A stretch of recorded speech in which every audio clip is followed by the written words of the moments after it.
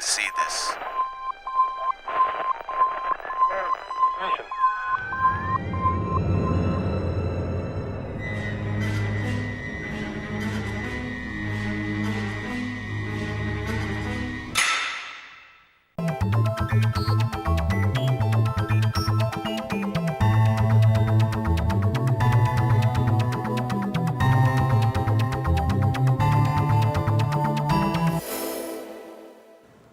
O programa Destaque está recebendo aqui nos estúdios do Dr. Manuelito Eduardo Campos, da Faculdade Integrada da Grande Fortaleza, com muito prazer, o Dr. José Ferreira Nunes. Ele possui graduação em Medicina Veterinária pela Universidade Estadual do Ceará em 71, mestrado em Produção e Reprodução Ovina pela Universidade Federal de Santa Maria em 75, doutor em Fisiologia da Reprodução da Universidade de Paris IV Sorbonne em 82 e pós-doutorado em Fisiologia da Reprodução em Deauville, na França. É atualmente professor titular, coordenador do doutorado em Biotecnologia do Renobio e chefe do Laboratório de Tecnologia do Sêmen Caprino Ovino do Núcleo Integrado da Biotecnologia da UES. Tem experiência na área de Medicina Veterinária, com ênfase em inseminação artificial animal, atualmente principalmente nos seguintes temas: águas de coco, caprino, sêmen, inseminação artificial e ovinos.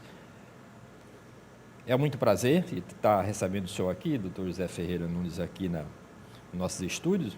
É sempre esse programa que chama-se Destaque, a gente começa perguntando e por que o senhor se interessou, como foi a sua entrada nesse mundo da engenharia genética e da biologia, e quando o senhor era menino, o senhor queria ser o que o senhor é hoje? Com certeza, Jonas. Primeiramente, eu gostaria de agradecer a nossa presença ao programa e, ao mesmo tempo, dizendo a você que, na nossa infância, meu pai era criador de vacas leiteiras ali próximo a Fortaleza, ao aeroporto, né? E eu sempre ficava maravilhado quando eu via os veterinários aplicar remédio nas vacas. Então, eu já comecei a imaginar que eu poderia ser veterinário e trabalhar um pouquinho com a área animal. Então, depois disso, surgiu uma possibilidade de eu enveredar para a Embrapa, a antiga Embrapa, a empresa brasileira, antiga não, na época, 1974, a Embrapa. Trabalhei mais ou menos uns 8 a 10 anos na Embrapa, fiz meu mestrado, meu doutorado. Voltei para a universidade, pedi demissão voluntária da Embrapa, fiquei na nossa universidade, onde terminei veterinária, e implantamos lá o primeiro mestrado, a primeira especialização, o primeiro mestrado e o primeiro doutorado da UES. Então, a pós-graduação na UES, modéstia à parte, ela ocorreu justamente pela área veterinária. Hoje nós temos um curso de veterinária, pós-graduação, doutorado com conceito 6 na CAPES, e esse conceito 6 na CAPES faz com que nós tenhamos uma inserção internacional muito forte, principalmente com a França, com grupos americanos e com grupos canadenses. Então, sempre corria na minha veia e corre ainda aquela ideia de se pesquisar, principalmente a área de reprodução animal. E a gente já hoje tem uma possibilidade enorme, já na UES, de produzir, através do nosso grupo lá do professor Vicente, o primeiro cabrito transgênico, né? Nós estamos também, uma pesquisa com o professor Ricardo, desenvolvendo o ovário artificial. E a nossa pessoa mesmo, com um grupo, nós estamos a desenvolver um bioproduto, que é a água de coco, como diluidor de sêmen e embriões dessas espécies, inclusive agora do homem.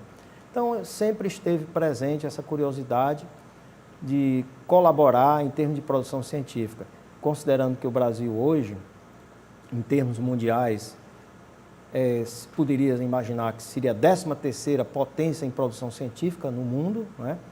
Mas na área de patentes, na área de produtos biotecnológicos, nós estamos ainda em 47º, 48º, se não me falha a memória. E isso aí fez com que a gente voltasse um pouquinho da nossa academia para cursos biotecnológicos, de tecnologias, capazes de incrementar o sistema produtivo.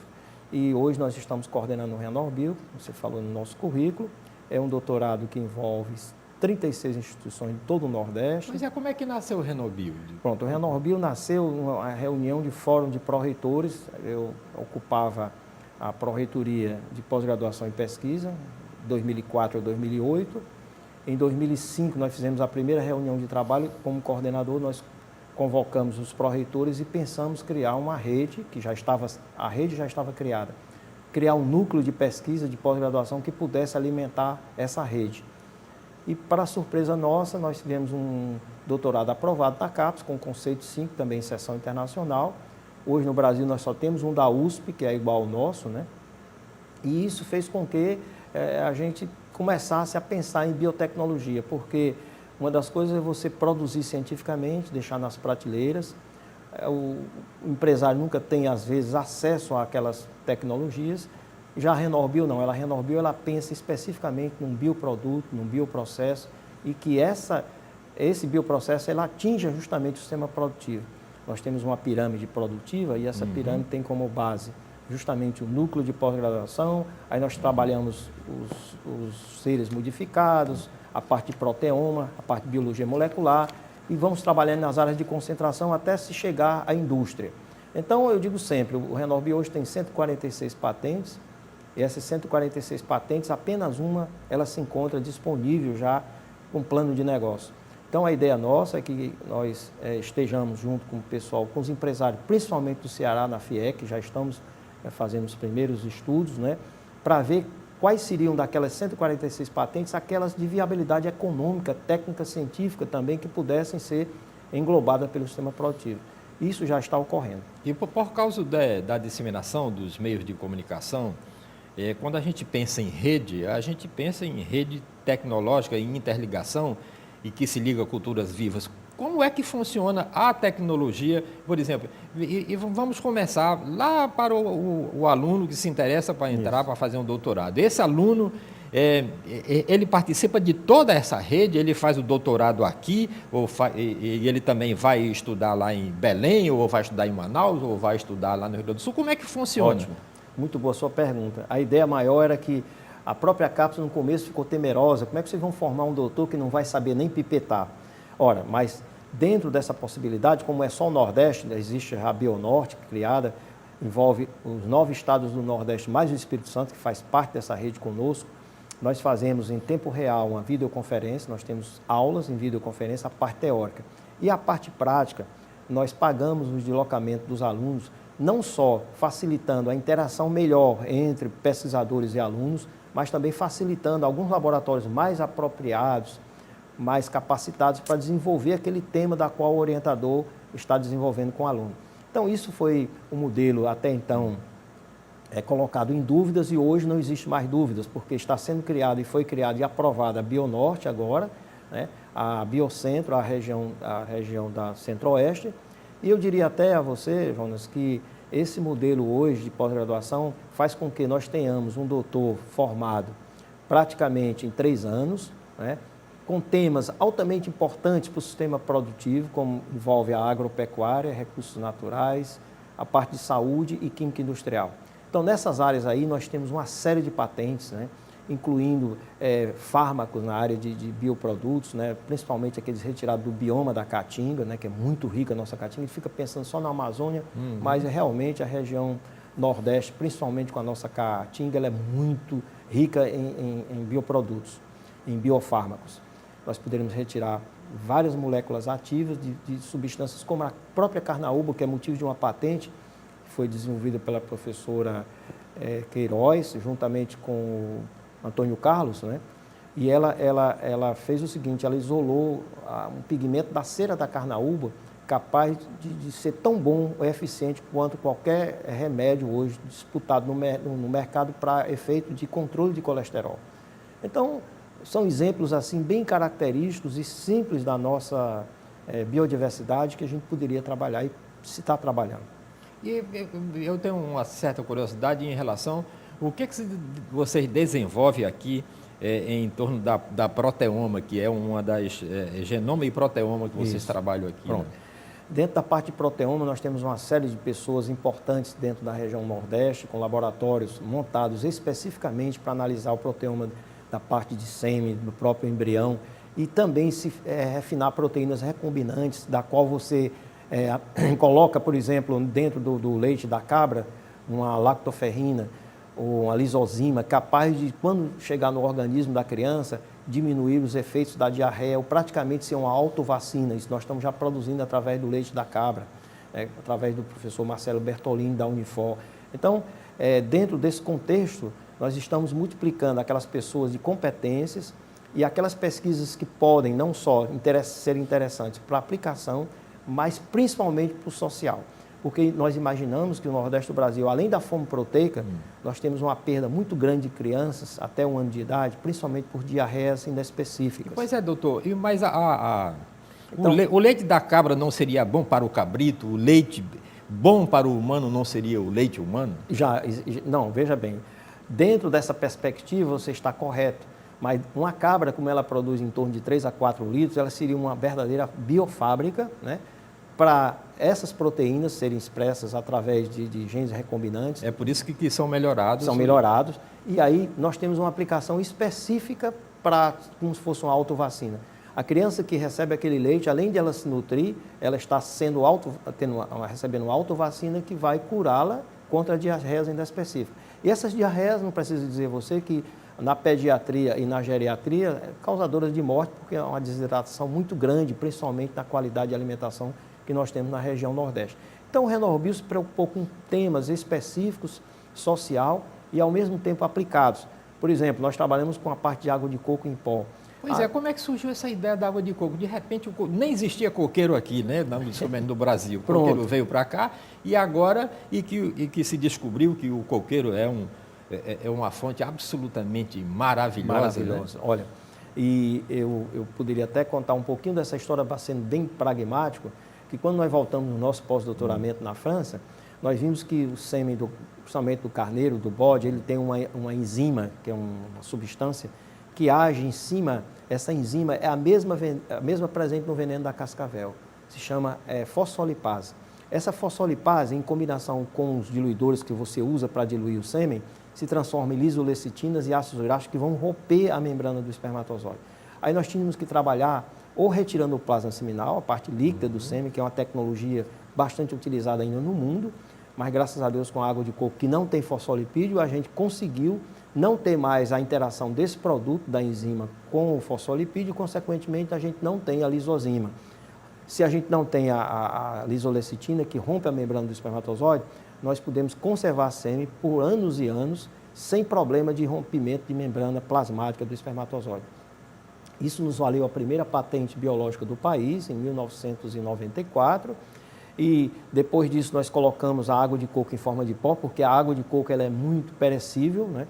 Então nós escolhemos através com a doutora Cristiane Clemente, que é uma colaboradora nossa, ela conseguiu determinar o estágio ideal do coco, conseguiu colocar essa água de coco em forma de pó. Nós temos aí em torno de 100 litros de água de coco para formar 15 a 20 quilos de pó. E esse pó hoje, eu lhe garanto a você, nós temos 12 patentes na Renorbio. Aí depois esse pó é diluído em água? Pronto, então veja bem... E ela não degrada a qualidade dela? Não, porque veja bem, dentro desse aspecto aí nós temos um produto com 1% só de umidade, se mantém em prateleira, essa é uma das vantagens da água de coco em pó, ela mantém todas as suas características, e você adicionando a água, você volta a ter aquela água de coco, que você teria 24 horas no máximo para usar. Com água de coco em pó, você pode 5 anos em prateleiras. Aí nós já usamos isso para conservação de vírus, com a professora Isabel, para a conservação do vírus da dengue, para o vírus de vacina aviária, com uma outra colega nossa que fez um doutorado conosco, a professora Márcia Sobral. Nós temos uma série de problemas que foram resolvidos com a água de coco em pó. Temos agora conservação de sêmen em todas as espécies, inclusive o capote. Inclusive tem uma nossa empresa produtora aqui de capotes que está utilizando o nosso diluidor água de coco em pó em substituição ao diluidor francês, que custa além de caro, né? Estava em falta no comércio. Nós ensaiamos a água de coco lá, hoje eles estão produzindo capotes aqui em Fortaleza só com a água de coco em pó.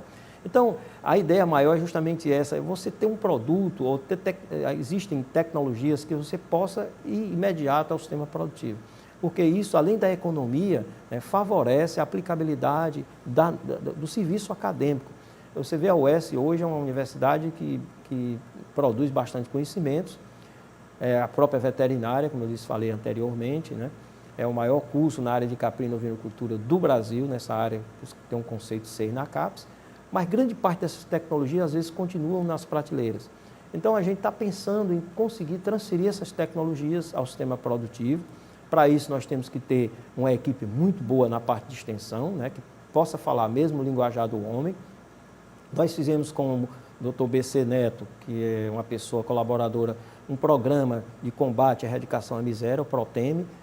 Apresentamos ao MDA, o MDA já aprovou esse projeto. A ideia nossa é colocarmos as cadeias produtivas, que também nós estamos trabalhando com sêmen de peixe, né, para conservação. Vamos formar bancos de germoplasma, caprino e ovinocultura, piscicultura, como eu lhes falei anteriormente, a parte de barragem subterrânea e a parte de apicultura. Quer dizer, nós vamos, dentro do Nordeste, desenvolver aquelas vocações, né, aqueles sistemas vocacionadamente importantes para a região, para que a gente possa, na medida do possível, transferir isso ao sistema produtivo. Se por trás existe uma empresa capaz de nos ajudar, melhor. Então, a ideia maior é que nós tenhamos, dentro da UES hoje, um projeto ambicioso que possa contemplar o sistema produtivo e o sistema que paga, são as pessoas que pagam os impostos, são as pessoas que têm necessidade dessas tecnologias. Se a universidade ela não se coloca em prol, em serviço da sociedade, não adianta, né, Jonas? A gente fica sem alternativas para chegar ao governador e dizer assim, olha, isso é importante, doutor Cid, porque a universidade poderia fazer isso. Então, nós estamos com um plano ambicioso, nós estamos até por conta disso, dessas ideias, um grupo nos escolheu para a nossa candidatura a reitor. E, pois é, isso que eu ia perguntar. Chegou aqui uma informação através do Pombo Correio, não tem essa história do Pombo Correio, né? De que tem um grupo querendo que o senhor se candidatasse à reitoria. Pronto. Mas não seria uma contribuição pelos serviços que o senhor tem prestado, usando toda essa sua dedicação? A gente vê que o senhor tem uma dedicação muito grande à UES, né? Para coroar com êxito as suas ideias e colocar a UES. Foi muito bom você ter falado isso, porque como eu sou cearense de Fortaleza e terminei veterinária na universidade, conheço a universidade, já galguei alguns postos como primeiro coordenador de curso de pós-graduação, pró-reitor, ocupei vários cargos, e aí eu chego à conclusão dizendo o seguinte, que eu poderia e posso contribuir muito mais com a nossa universidade, porque a gente conhece, além da universidade, os problemas da sociedade do Nordeste. Então eu acho que a minha posição hoje, meus 65 anos, né, eu poderia, antes dos meus 70, colaborar efetivamente com a nossa universidade, colocando justamente essas tecnologias em disponibilidade para o sistema produtivo. E quando é que vai acontecer a eleição? A eleição ela ocorrerá no dia 11 de abril, o sistema de consulta, né?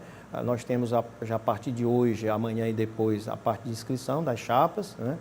E nós vamos ter provavelmente alguns debates, né, junto às universidades que compõem os campos que compõem a reitoria, a Universidade Estadual do Ceará, Crateús, Tapipoca, Tauá, Limoeiro, Quixadá, todos esses campos, Iguatu, todos esses campos serão importantes e serão visitados por nós, porque nós estamos com a política também de beneficiar bastante o interior, porque pouco adianta se ter uma universidade forte em Fortaleza e se ter campos do interior com tecnologias ainda não desenvolvidas. Então, a ideia é qualificar ao máximo esses professores, inseri-los dentro desse contexto das tecnologias, porque eu acho que um país ou uma região só se desenvolve com a disponibilidade e a criação de tecnologias, né?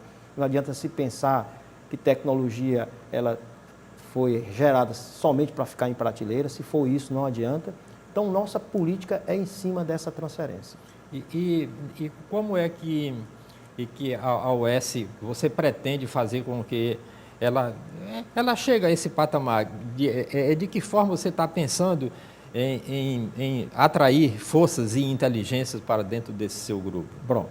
Uma das coisas importantes é com esse projeto que eu acabei de citar, da qual o Ministério do Desenvolvimento Agrário, o próprio Ministério de Ciência e Tecnologia já deu sinal verde para a gente, juntamente com a Secretaria de Desenvolvimento Agrário aqui no Ceará, a gente possa, através de alguns projetos específicos, como São José e outros projetos que nós sabemos que existem para a erradicação da miséria, a gente colocar professores, mesmo os aposentados, professores ou pesquisadores visitantes através de bolsas, né, que a gente poderia captar através desses recursos, desses projetos, e colocar um projeto Rondon outra vez para o interior, principalmente para o interior. O que a UES, quer queiram, quer não, ela tem uma alma bastante interiorizada.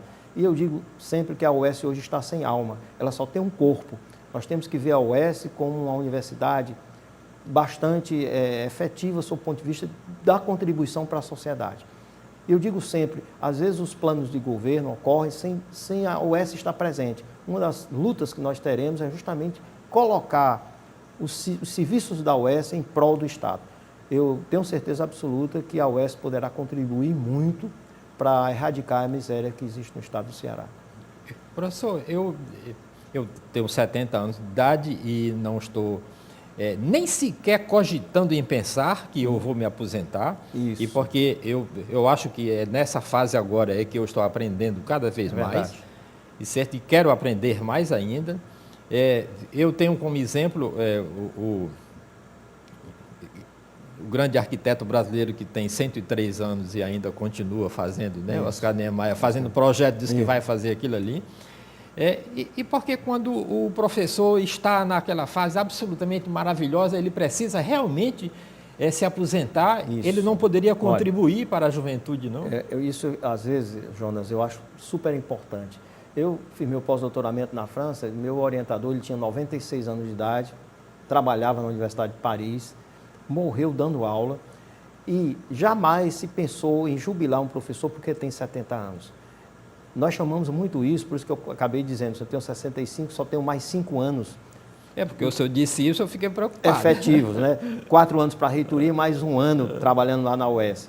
Se a gente imagina que com 70 anos você aprendeu a viver e até tem uma série de dizeres populares e até poéticos, né? Jean-Paul Sartre é um deles, que diz o seguinte: a função do tempo é matar-me, e a minha matá-lo, nada melhor, estamos entre assassinos. Você vai dormir com 86.400 segundos, quando é à noite, zera. Não leve nada porque você não pode gastar. É a poupança que não tem sentido guardar para o outro dia. Então, faça o melhor. Então, eu vou aproveitar esse período de rejuvenescimento, pelo menos espiritual, para colocar justamente essa imagem de acabar com essa ideia de que o tempo ele é importante, né? Mas até um determinado ponto você poderia e poderá ajudar da seguinte maneira: assim, ó, eu sou velho, tenho uma experiência, né? Galguei o tempo, né?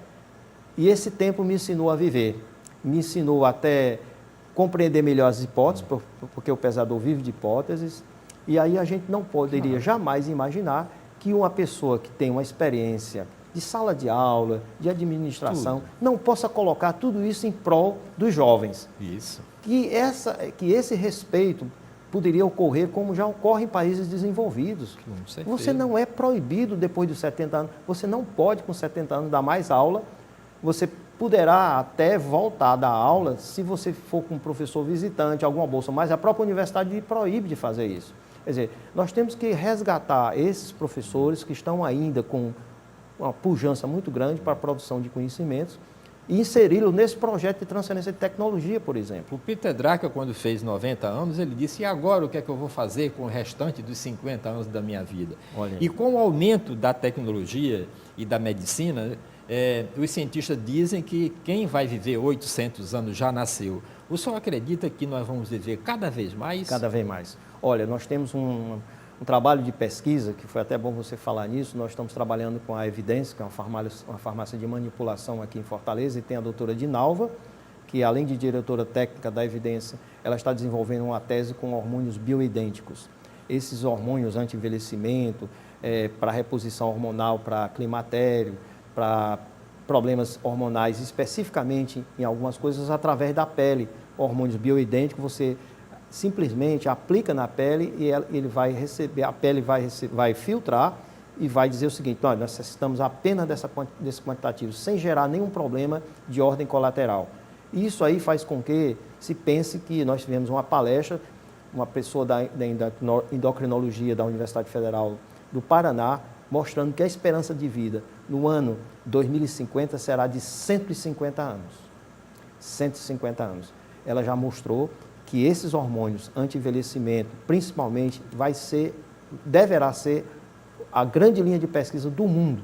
É o prolongamento da vida. Não prolongamento por prolongar, mas com qualidade de vida. Porque uma coisa é você ver uma pessoa, como eu vi lá na conferência dela, com 102 anos, sendo um atleta. Né? Aí eu lhe pergunto, será que realmente, no momento em que o organismo, as células começam a denegrir um pouco a sua função, a parte fisiológica, e você artificialmente coloca à disposição desse seu organismo os hormônios que estão carentes, será que você realmente não rejuvenesce? Com certeza você rejuvenesce. Agora você começa a morrer quando nasce, né? Pronto, você começa a morrer quando nasce. Exatamente. Então eu acho que a grande esperança será realmente a expectativa de uma vida de em torno de 150 anos no ano 2050. Está muito próximo. E trabalhando, né? Trabalhando e produzindo.